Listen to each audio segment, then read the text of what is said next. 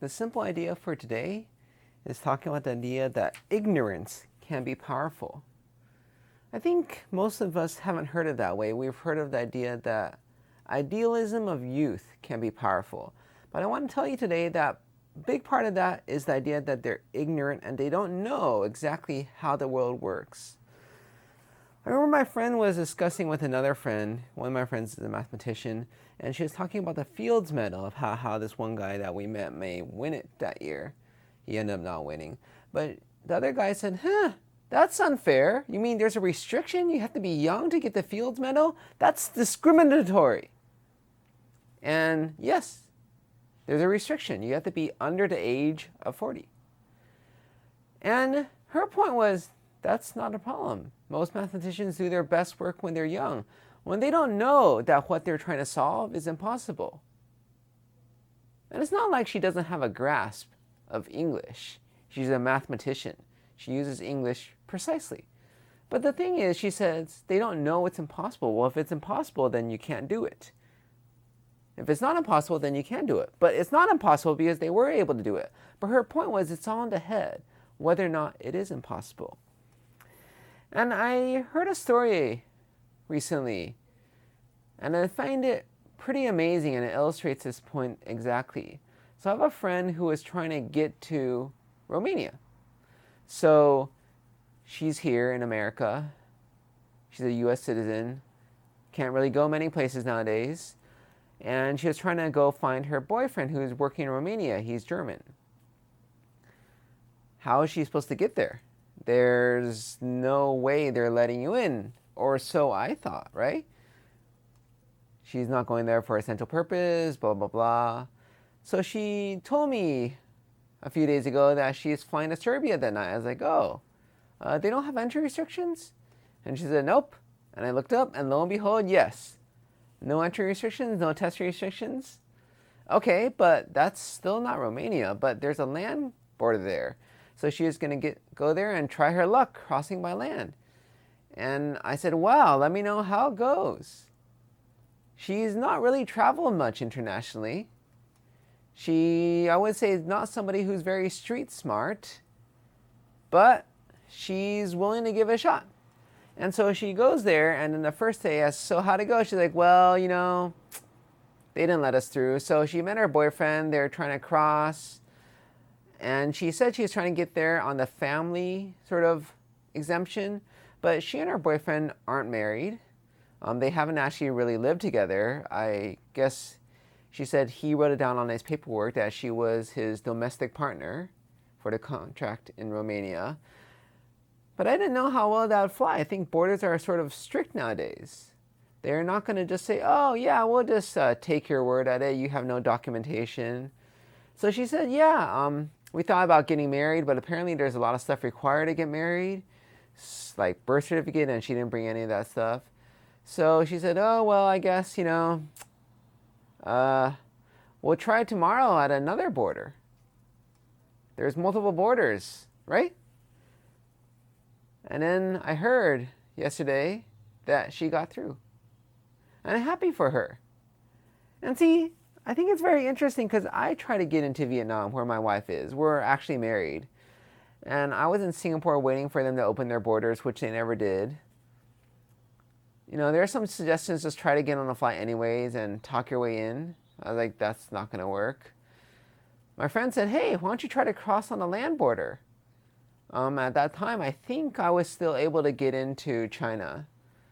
But it's like the land border, okay. So I don't know what that involves, right? Is it just sweet talking them? Does it involve some bribery? But definitely land borders are much less regulated, I would say, than air borders when you're in an airport.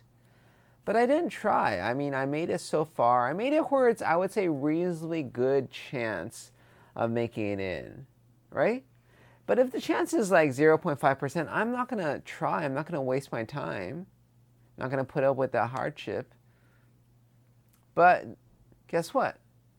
I don't think she cared. I don't think she evaluated the percentage chance of her making it in. Maybe because she didn't know that there's a lot of people in the world nowadays trying to get through, and they're not making it. And I guess it's good sometimes to not know. And this brings me to my last story today. When I was in Japan and there's a Chinese person I was traveling with, I met them at a hostel, and she asked me, hey, can you help me go to the post office, look for my package what I sent last week? And the more I heard about her story, the more I was skeptical that this is going to work. Because, I don't know the Japanese postal system, but this just doesn't sound like it'd fly anywhere. So basically, she didn't actually send her package. She was running late for a train, and in Japan, the trains leave on time, so if you're late, good luck. So she asked some guy who speaks Chinese in the line to send a package for her, gave him some money, and told him the address to send it to, and left. So she doesn't have any tracking information, obviously, because she didn't actually send the package.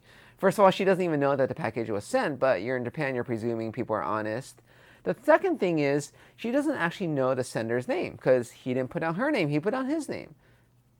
All she knows is the date and the person it was sent to, and which branch she sent it from. And from that, she expects it to be tracked. I could tell you in America, that's not going to fly. In China, it's not going to fly. In Japan, well, as I said, I don't know the postal system in Japan, but I presume that wouldn't fly. And so I was really hesitant to go with her and make a fool of myself and have people get upset at me. And it's like, why would I do this? But she just kept on begging and saying, hey, I don't really speak English. I need your help. So I said, fine.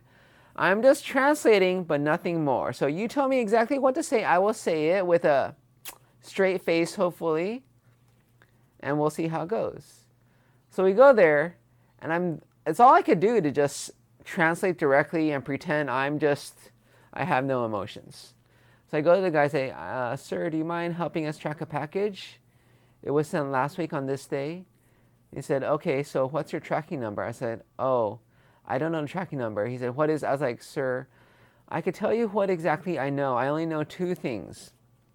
The address it was sent to and the date it was sent on. I don't know absolutely anything else. His face didn't look very happy. He leaves, not saying a word. Minutes pass. And finally I see some guy in back. Hey, isn't that the guy we were talking to? And she's like, yeah. He's in back there, thumbing through files. Another 10 minutes pass. Comes back with a sheet of paper. He's like, is this your package? Is this the address you sent it to? You should probably write down this is your tracking number. Isn't that amazing? He went through every single thing shipped that day, every receipt, until he found it. That would not happen in America. That would not happen in China. It almost never happens in Japan. But it's because she didn't know and she kept persisting and kept asking when no reasonable person would have asked. And I think that's a big takeaway point. Adults are generally more reasonable than children. We know a little bit more about the world. We know the world has a lot of reality, shall we say. We've gone through the school of hard knocks. We know some things are just not possible. It doesn't matter about your idealism. You just can't do it. Like you see all these children in school. And the teachers ask, what do you want to become? And Sally says, I want to become president. And guess what? She's not born in this country. She can't be president. But the teacher doesn't tell her that because we don't tell children these things. We let them dwell in their idealism, but somewhere down the line, they're going to learn that the world is not so simple. That there's a lot of stuff in the world that doesn't make sense. It's not fair. That people do judge you by the color of your skin, by where you're from, by the way you speak English. But we think somehow it's okay for children not to know that. And as adults, we think we have to know that. We have to be realistic, right? You have to know what's possible and what's not. You have to know that your chance of success is very low for that, so you probably shouldn't attempt that. But maybe we could learn from children. Maybe we could learn from younger people who are ignorant in a way that they're idealistic. Or maybe we say idealistic because of their ignorance.